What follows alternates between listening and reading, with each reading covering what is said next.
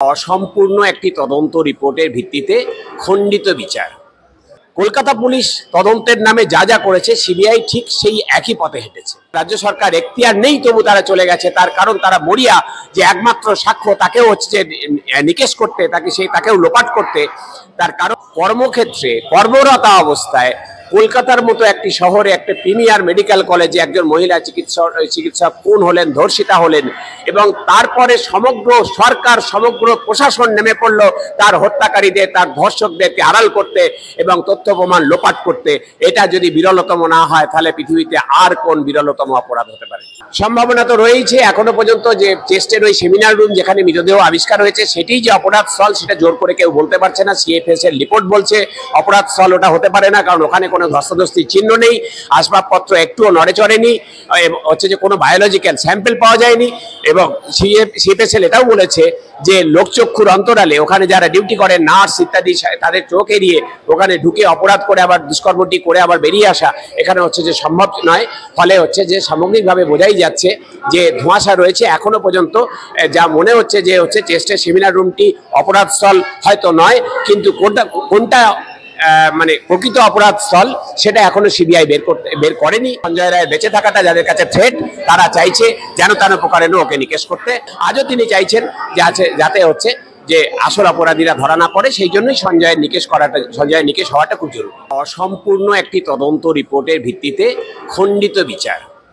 আমরা যে সামগ্রিক ন্যায় বিচার চাইছি এই ঘটনার প্রেক্ষিতে, যে সমস্ত অপরাধীদের চিহ্নিত করে তাদের শাস্তি প্রদান, যারা এই খুন ধর্ষণ ঘটালো, নৃশংস খুন ধর্ষণ বিরলতম, এবং হচ্ছে যে তারপরে যারা তথ্য প্রমাণ লোপাট করলো, যারা তদন্ত ধামাচাপা দেবার চেষ্টা করলো, সমস্ত এই প্রত্যক্ষ এবং অপ্রত্যক্ষভাবে জড়িত যারা, প্রত্যেকের শাস্তি আমরা চাইছি।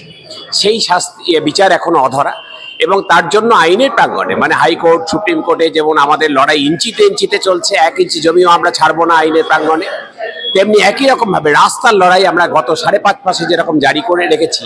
আজকে যে কনভেনশনে দেখলেন এই মৌলালী যুবকেন্দ্রে যে বিপুল জনসমাগম, যে সমাজের বিভিন্ন স্তরের মানুষ যে বক্তব্য রাখলেন, সেখান থেকে আমরা তার জিস্ট বের করে একটা নতুন পথের আমরা সন্ধান খুঁজছি, যেখানে রাস্তার আন্দোলনকে আরো জোরদার করা যায়, যেখানে হচ্ছে যে পশ্চিমবাংলায় একটা ন্যায় বিচারের ভিত্তি আবার পুনঃপ্রতিষ্ঠিত করা যায়, সেই দিকে আমরা এগোচ্ছি। একটা প্রশ্ন রয়েছে, এই রায়ের যে রায়টা ফটোকপি আপনারা পেয়েছেন, সবথেকে উল্লেখযোগ্য বিষয়গুলো যদি একটু আলোচনা করেন। এই 172 পাতার যে রায়, তাতে যদি আপনি খুঁটিয়ে খুঁটিয়ে পড়েন, তাতে প্রচুর স্ববিরোধের জায়গা আছে। সেগুলোকে সরিয়ে রেখেও আমরা যদি বলি তাহলে হচ্ছে যে এটা পরিষ্কার আদালত বলেছে যে কলকাতা পুলিশ তদন্তের নামে যা যা করেছে সিবিআই ঠিক সেই একই পথে হেঁটেছে। অর্থাৎ তদন্তের যে ফাঁক ফোকরগুলো ছিল সেগুলো রয়েই গেল, এবং হচ্ছে সেখানে হাসপাতালের ভূমিকা, স্বাস্থ্য প্রশাসনের ভূমিকা, পুলিশ প্রশাসনের ভূমিকার যে কড়া সমালোচনা রায়ে করা হয়েছে, সেখান থেকেই বোঝা যাচ্ছে যে আমরা প্রথম থেকে যা যা বলে এসেছিলাম সেটা আজকে আদালতের রায়েও সেটা প্রতিফলিত হয়েছে। দ্বিতীয়ত যেটা হচ্ছে যে এই যে সঞ্জয় রায়, আমরা চেয়েছিলাম যাতে তার ফাঁসি না হয়। তার ফাঁসি কারা চেয়েছিল না? যারা তথ্য প্রমাণ লোপাট করেছে এবং যারা চেয়েছিল যে প্রকৃত অপরাধীরা কোনোদিন ধরা না পড়ুক, তারাই হচ্ছে যে প্রথম দিন থেকে সঞ্জয়ের ফাঁসি চাইছে। কেউ আবার 2 কদম এগিয়ে এনকাউন্টার চেয়েছে, এবং তারাই দেখেছেন যে হচ্ছে যাবজ্জীবন কারাদণ্ডের পর তারা আগ বাড়িয়ে, তাদের এখতিয়ার নেই কিন্তু তা সত্ত্বেও তারা হাইকোর্টে গিয়ে হচ্ছে তার ফাঁসি চাইতে গেছে, যেখানে নির্যাতিতার পরিবার যায়নি, সঞ্জয়ের পরিবার যায়নি। তাদের যাওয়াটা খুব স্বাভাবিক ছিল, তাদের আইনি এখতিয়ার আছে, কিন্তু রাজ্য সরকার এখতিয়ার নেই তবু তারা চলে গেছে। তার কারণ তারা মরিয়া যে একমাত্র সাক্ষ্য তাকেও হচ্ছে নিকেশ করতে, তাকেও লোপাট করতে। তার কারণ আগামী দিনে যদি এই সেটিং এর সরকার না থাকে, গণতান্ত্রিক পদ্ধতিতে যদি হচ্ছে সরকার পরিবর্তন হয় এবং নতুন সরকারগুলি যদি চায়, তাদের যদি সদিচ্ছা থাকে যে প্রকৃত সত্য মানুষের সামনে তুলে ধরার এবং প্রকৃত অপরাধীদের মুখোশ খুলে তাদের হচ্ছে যে শাস্তির মধ্যে নিয়ে আসা, সেখানে সঞ্জয় রায়ের সাক্ষ্য অত্যন্ত মূল্যবান হবে বলে আমরা মনে করছি।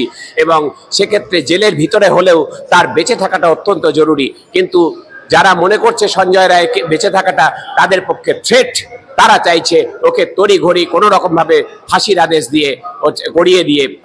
করিয়ে দিয়ে তাকে নিকেশ করে দিতে।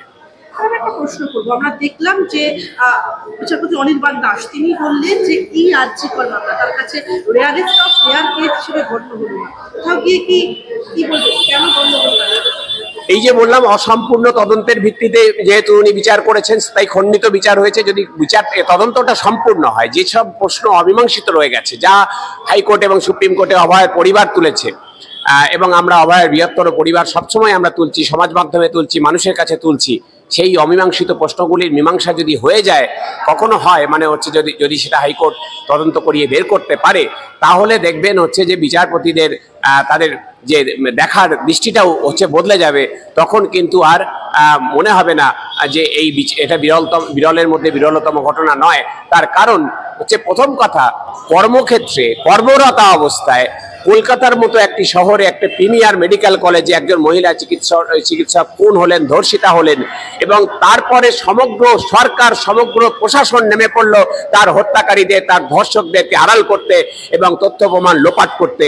এটা যদি বিরলতম না হয়, তাহলে পৃথিবীতে আর কোন বিরলতম অপরাধ হতে পারে? সিবিআই ব্যর্থ বলবো না, সিবিআই সফল। আমি এই জন্য সফল বলবো, কারণ সিবিআইকে নির্দেশ দেওয়া হয়েছিল কেন্দ্রের শাসকের পক্ষ থেকে যে রাজ্যের শাসকের যেন কোনোভাবে বিড়ম্বনা না বাড়ে। রাজ্যের শাসক তারা তাদের পরিচালিত সরকারের মাধ্যমে কলকাতা পুলিশের মাধ্যমে যে তদন্তের নাটক করেছিল, তাতেই যেন সিবিআই শিলমোহর দিতে পারে। এবং রাজ্যের শাসক যেমন সঞ্জয় রায়কে একমাত্র অপরাধী দেখিয়ে বাকি অপরাধীদের আড়াল করতে সচেষ্ট হয়েছিল, সিবিআইও সেই একই জিনিস কোর্টে প্রডিউস করতে সফল হয়েছে।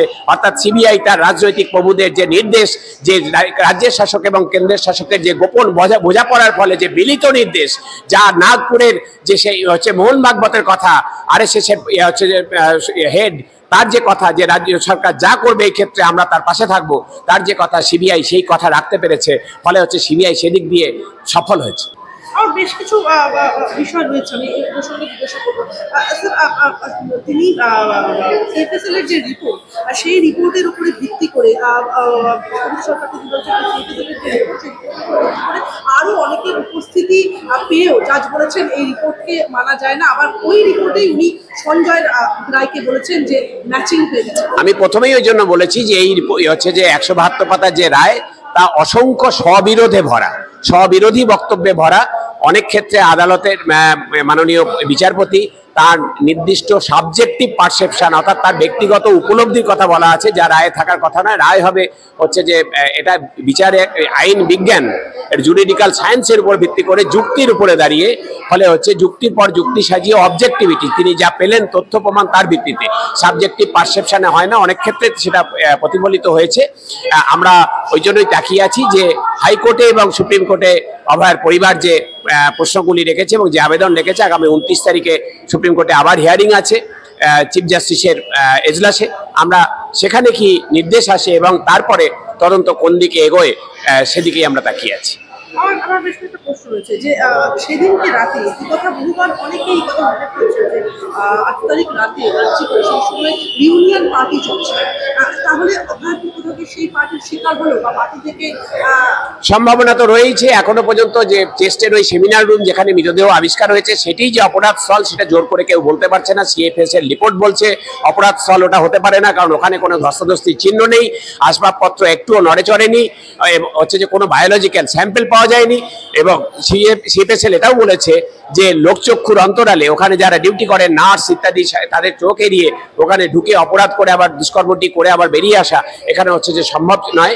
ফলে হচ্ছে যে সামগ্রিকভাবে বোঝাই যাচ্ছে যে ধোঁয়াশা রয়েছে। এখনো পর্যন্ত যা মনে হচ্ছে যে হচ্ছে চেস্টের সেমিনার রুমটি অপরাধ স্থল হয়তো নয়, কিন্তু কোনটা মানে প্রকৃত অপরাধ স্থল সেটা এখনো সিবিআই বের করতে পারেনি, বলবো না বের করেনি, কারণ বের করতে দেওয়া হয়নি তাদেরকে, সেই জন্যই তারা করেনি।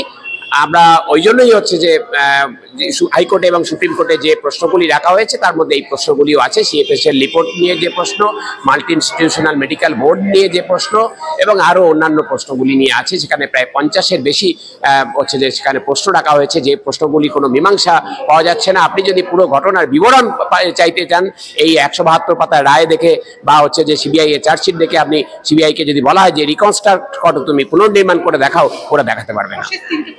যাচ্ছে। নির্যাতিতার মাকে সাম্প্রতিককালই বলতে শোনা গেছে বেসরকারি সংবাদ মাধ্যমকে, তিনি বলছেন তার মেয়ের যে থিসিস পেপার, সেই থিসিস পেপার রীতিমতো বলপূর্বক তার থেকে নিয়ে নেওয়া হয়েছে। কোথাও থেকে কি ডিপার্টমেন্টাল একটা হ্যারাসমেন্টের শিকার হলেন? হ্যাঁ, সেটা পরিবারের লোকজন তারা কিছুটা তো বলতে পারবেই, এবং হচ্ছে সেটা নিয়েও এনকোয়ারি, এই যে আমরা ফার্দার ইনভেস্টিগেশন বলছি সেটা নিয়েও এনকোয়ারি করা দরকার, যে বাকি কলিগ এবং হচ্ছে যে যারা আগের দিন রাত্রে একসাথে ডিনার করেছিল, যাদের সাথে ও ডিউটি করতো, যার আন্ডারেও হচ্ছে যে ও এমডি করছিল, তাদের প্রত্যেককেই জেরা করলে আরো গুরুত্বপূর্ণ তথ্য বেরিয়ে আসবে বলে আমাদেরও ধারণা। স্যার, একটা প্রশ্ন করি, এই যে 54টা টোটাল প্রশ্ন আপনারা দেখেছেন, এই নির্যাতিতার বাবাকে বলতে শোনা গেল যে এই রায়ের পর তাদের নতুন যাত্রা শুরু হলো, যথেষ্ট আস্থা রাখছেন, তিনি বলছেন এবারে কোর্টে মুভ করবো। আপনারা কতটা আস্থা রাখছেন ভবিষ্যতে? দেখুন, বিচার ব্যবস্থার প্রতি আস্থা তো রাখতেই হয়। বিচার ব্যবস্থা যদিও আমরা দেখছি যে মুষ্টিমেয় প্রভাবশালী মানুষের স্বার্থ রক্ষা করেই চলছে, বারংবার সুপ্রিম কোর্টের মতো বিচারালয় আমরা তো দেখছি, আমাদের রাজ্যের যেগুলো গুরুত্বপূর্ণ মামলা সেগুলো শুনানি হয় না, কিন্তু হচ্ছে যে প্রভাবশালী লোকেদের রাত বিরেতে স্পেশাল লিভ পিটিশন দাখিল করলে তা পরের দিন সকালেই শুনানি হয়ে যায়, তো আমরা দেখছি। কিন্তু তারপরেও গণতান্ত্রিক দেশে আমরা যারা সংবিধানে বিশ্বাস করি, আমরা যারা গণতন্ত্রে আস্থা রাখি, তাতে সংবিধান আমাদের যা অধিকার দিয়েছে, আইনের দ্বারে বারবার যাওয়ার অধিকার দিয়েছে, সেই আইনের হচ্ছে যে আপনার বিচার ব্যবস্থার প্রতি আস্থা তো রাখতেই হবে। সেই আস্থা রেখেই অভয়ার পরিবার এবং অভয়ার বৃহত্তর পরিবারে আমরা যারা আছি তারা সকলে আমরা এখনো অবধি আইন ব্যবস্থার উপরে, বিচার ব্যবস্থার উপরে আস্থা রেখেছি বলেই আমরা হাইকোর্টে এবং সুপ্রিম কোর্টে গেছি। আপনি নিজে একজন চিকিৎসক, দীর্ঘদিন চিকিৎসক, আমি যে ভিসেরা রিপোর্ট নিয়ে প্রথম থেকে আলোচনার কেন্দ্রবিন্দু ছিল ভিসেরা রিপোর্ট। আমরা জানি যে সম্ভবত ভিসেরা রিপোর্ট আসতে সময় লাগে 1 বছর মতো, কিন্তু যদি কোনো রকম সার্কামস্টান্সেস থাকে সেক্ষেত্রে খুব তড়িঘড়ি 15 দিনের মতো ভিসেরা রিপোর্ট নিয়ে আসা যায়। এক্ষেত্রে কেন? সেইটাই তো কথা, যে হচ্ছে যে এই ক্ষেত্রে এইরকম একটা বিরলতম ঘটনা যা সারা রাজ্য উত্তাল। এই যে গণ আন্দোলন হয়েছে 14ই আগস্ট, প্রায় 2 কোটি মহিলা রাজ্যে গেছেন, এবং হচ্ছে তারপরে এই গত 5 মাস ধরে যে গণ আন্দোলন, তার স্বাধীনতার পরে তো বটেই, স্বাধীনতার আগেও বাংলা দেখেনি, এবং বাংলার গণ্ডি ছাড়িয়ে সারা দেশে আর দেশের সীমানা ছাড়িয়ে সারা বিশ্ব উত্তাল হয়েছে এই ঘটনার প্রতিবাদে, বিচারের দাবিতে। সেখানে হচ্ছে যে এই ধরনের মানে যে সময় মানে অস্বাভাবিক সময় লাগছে ভিসেরা রিপোর্ট করতে, এটা হচ্ছে মেনে নেওয়া যায় না। সঞ্জয় রায়ের আইনজীবী কবিতা সরকার তিনি বলছেন ভিসেরা রিপোর্ট যদি পজিটিভ হয় সেক্ষেত্রে প্রমাণ হয়ে যাবে যে তার মক্কেল অর্থাৎ সঞ্জয় রায় যুক্ত ছিলেন না, অর্থাৎ সেই ফুডের মধ্যে কোনো রকম কোনো পয়জনিং হতে পারে, এবং সেক্ষেত্রে নির্যাতিতার হয়তো মৃত্যু অনেক আগেই হয়ে গিয়েছিল। এবং সবথেকে গুরুত্বপূর্ণ বিষয় তিনি বলছেন যে আউটপোস্ট পেরিয়ে সেক্ষেত্রে সঞ্জয় রায় হাসপাতালে ঢুকেছিলেন, সেই আউটপোস্টে অরূপ দত্ত বলে একজন অনুপ দত্ত করেছিলেন, এবং সেই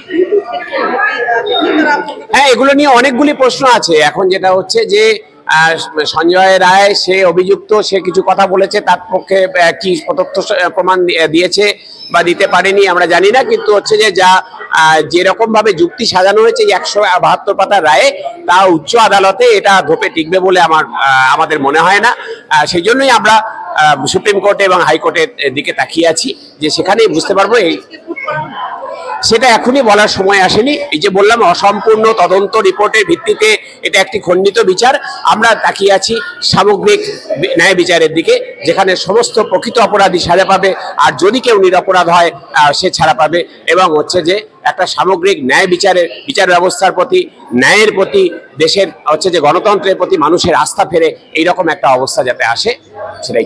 দুটো প্রশ্ন। অভিষেক বন্দ্যোপাধ্যায় বলছেন রাজ্যের করের টাকায় কোনো আসামি জেলে থাকলে সেটা তিনি চান না, আর যেখানে এরকম জঘন্য অপরাধ করা হয়েছে সঞ্জয় রায়, রাজ্যের করের টাকায় তো আমরা দুর্নীতিগ্রস্তদের পুষছি, আমরা তো কোটি কোটি টাকা খরচ করে হচ্ছে সুপ্রিম কোর্টে দুর্নীতিগ্রস্তদের সুরক্ষা দিচ্ছি, কপিল সিব্বাল, অভিষেক মনু সিংভিকে কোটি কোটি টাকা দিচ্ছি, আমাদের করের টাকাতেই তো। দুর্নীতিগ্রস্ত কয়লা চোরদের, বালি চোরদের, গরু পাচারকারীদের, আমরা হচ্ছে যে তোলাবাজদের, তাদের তো সুরক্ষা দিচ্ছি। তাহলে আর কতটা এই সঞ্জয় রায় কতটুকু পয়সার জেলে ভাত খাবে? এটা কোনো ব্যাপার না। কিন্তু সঞ্জয় রায় বেঁচে থাকাটা যাদের কাছে থ্রেট, তারা চাইছে যেন তেন প্রকারে ওকে নিকেশ করতে। হচ্ছে যে আমরা চাইবো সঞ্জয় রায়কে জেলের ভিতরে বেঁচে থাকুক, যাতে হচ্ছে যে এই যে আইন আদালতের কাছে যে দ্বারস্থ হয়েছেন অভয়ের পরিবার, ফেস হচ্ছে যে পুনর্তদন্ত হয়, বা হচ্ছে যে আরো ফার্দার ইনভেস্টিগেশন হয়, যেখানে প্রকৃত অপরাধীদের বের করতে গেলে এই সঞ্জয়ের সাক্ষ্যটা খুব জরুরি হয়ে উঠবে। আমার শেষ প্রশ্ন আপনার কাছে, মুখ্যমন্ত্রী মমতা বন্দ্যোপাধ্যায়কে বলতে শোনা গেল যে তিনি বলছেন একদম খুশি নন তিনি এই রায়ে, তিনি বলছেন এ তো নরপিশাচ, আমার হাতে থাকে ফাঁসির সাজা দেওয়ার দামি। তিনি বলছেন অ্যাডমিনিস্ট্রেশনের প্রেশার দিয়ে জাজমেন্ট। দেখুন, কোন সভ্য দেশের রাষ্ট্রপ্রধানরা চাইছেন না যে এই মুহূর্তে ফাঁসি বলে কিছু থাকুক। যত বড় অপরাধী হোক, যত জঘন্য অপরাধী হোক, সেখানে হচ্ছে সভ্য দেশগুলিতে সেখানে হচ্ছে যে যাবজ্জীবন কারাদণ্ডই সর্বোচ্চ সাজা। তার কারণ এতগুলো সভ্য মানুষ মিলে আলাপ আলোচনা করে হচ্ছে যে একটা লোককে ফাঁসি দেওয়া মানে তো খুনই করা, সেটা চাইছেন না। আমাদের হচ্ছে যে এখানকার রাজ্যের প্রধান তিনি কেন চাইছেন, তার কারণ হচ্ছে যে তিনি প্রথম থেকেই চাইছিলেন প্রকৃত অপরাধীরা যাতে ধরা না পড়ে। সেই জন্য হচ্ছে যে সমগ্র প্রশাসন, পুলিশ প্রশাসন, স্বাস্থ্য প্রশাসনকে নামিয়ে দিয়েছিলেন। আজও তিনি চাইছেন যে যাতে হচ্ছে যে আসল অপরাধীরা ধরা না পড়ে। সেই জন্যই সঞ্জয়ের নিকেশ হওয়াটা খুব জরুরি।